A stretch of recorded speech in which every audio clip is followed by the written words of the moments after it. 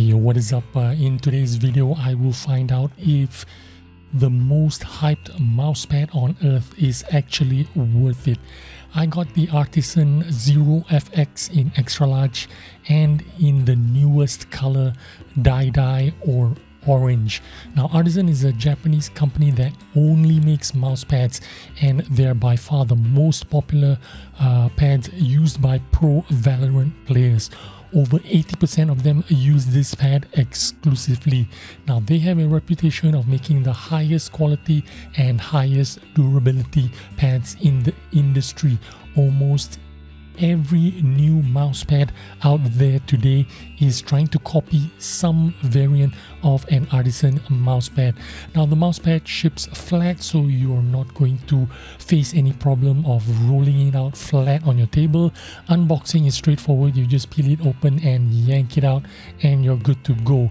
Now, right out of the box, my first impression is I didn't expect it to be this light.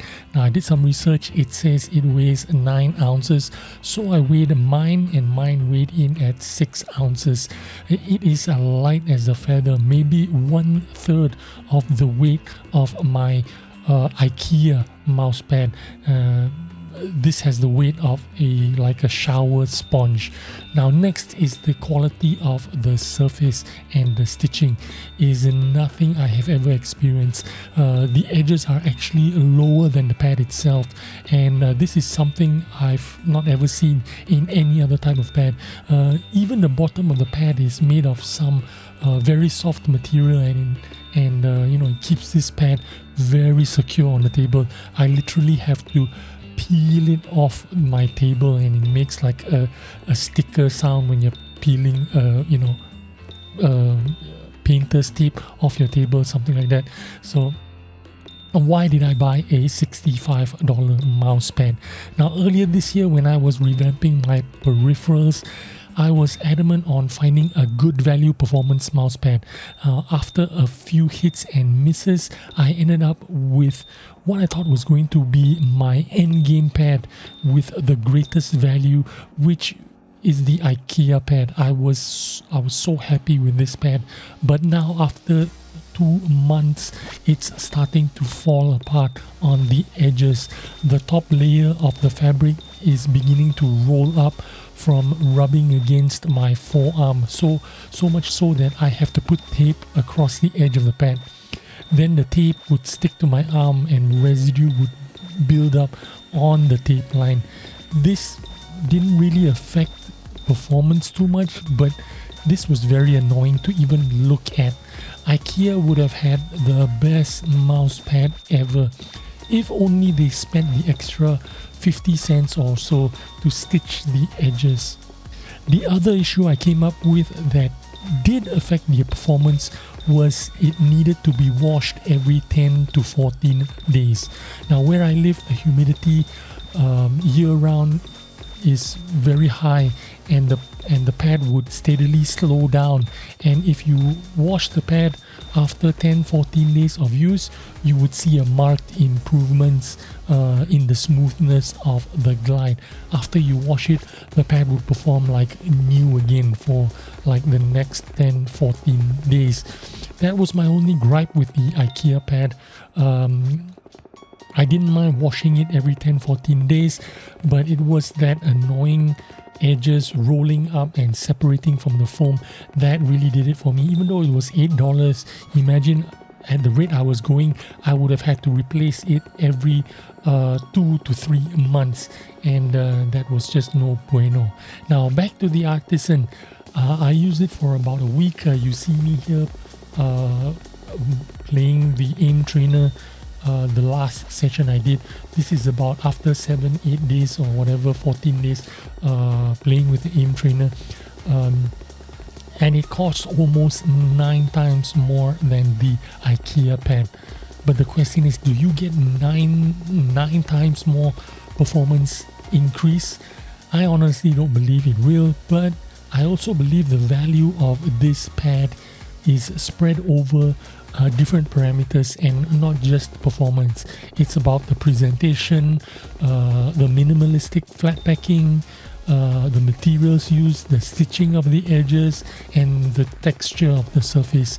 I tried to measure my Kovacs performance to see if there's any kind of marked improvements. Now, for the purpose of context, I have over the past couple of months been practicing on a few scenarios and spent about 5 minutes a day recording my scores. Every day I would log in, I would play the same 5 scenarios, and then I would log off, and that's about how I did it for a couple of months, just to see if I could improve my aiming skills and such. In my first session with the new pad, I immediately felt an improvement in snapshots. Tracking shots took some time for me to get used to, but overall I'm very pleased with the result and the feel of the pad regardless of my performance results. The glide is very different from any pads that I have ever used, and I cannot see myself expecting any less from any of my future mouse pads. Once you go artisan, like you can't really go back. The feel is just very unique. If I had to describe the difference of this pad to other traditional pads, it's the consistency of the glide. Now, the aim trainer results seem to suggest a marked improvement in my performance, but I know the results could have been, could have partially been because of my enthusiasm to justify my very extravagant purchase. Let's face it, $65 is not a mouse pad that is for your everyday person. Nobody's going to go out there and spend $65 unless you are really into gaming or really into first-person shooters and stuff. So this is my results after about 1 week of the aim training cycle. I started on the 1st of August, so if you look at my results from the 1st of August, you can see there is an improvement, and then I've kind of like tapered off and steadied my performance. This is the long strafe. The long strafe I actually improved a lot when I reduced my Windows sensitivity, but then the next day I increased my sensitivity back to the normal 5, and then my performance began to drop again. But I don't know why it dropped. I think it dropped because my hands were shaking for some reason. But that's another excuse. I feel like I improved with certain scenarios, like my fast strafing improved significantly, but my long strafe did not improve. In fact, maybe it got even a little bit worse. In my 6 targets, you can see a significant improvement. I'm like on a different bracket right now. I can feel the improvement when I play it, and I can see the improvement in the results as well. And then the last one is this scenario. I hardly ever played this scenario because it was so difficult for me, so I hardly ever played this, but I did it for the experiment, so I did it every day, and you can see there is a upward trajectory. I did improve in the performance for this target. This one is the smallest, tiniest target. I found it very difficult and frustrating, so I never actually practiced this a lot. But for the experiment for the mousepad, I did, and there was an improvement. This one, whatever am I going at right now? This is the fast.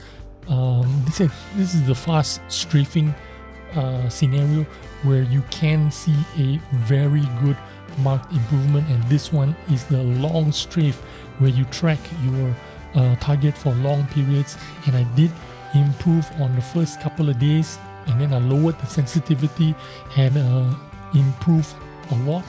But the low sensitivity was not very good for real gaming. When I was actually playing games, it didn't work really well, so I increased the sensitivity from 4 back to number 5, and other scenarios improved a lot. Only the long strafing did not improve too much. But anyway, that is my experience with with my new Artisan FX Zero in the orange color. I hope you found some useful information in this video, and maybe help you out if you want to go for if you're looking for a nice mousepad, maybe you're looking for an upgrade, maybe you're figuring out whether you should get this mousepad or not. I feel like you know, if you have the means, if you think you know, you want to try something new and you don't mind spending extra $60 to get a really ridiculous priced mousepad, yes, you do feel an improvement. You do feel better glide over your tracking, you know, your mousepad. You can feel the smoothness, you can feel an improvement, and there is a marked result if you're tracking your results. Anyway, thanks for watching. I hope you enjoyed this video. I will see you on the next one. Bye bye.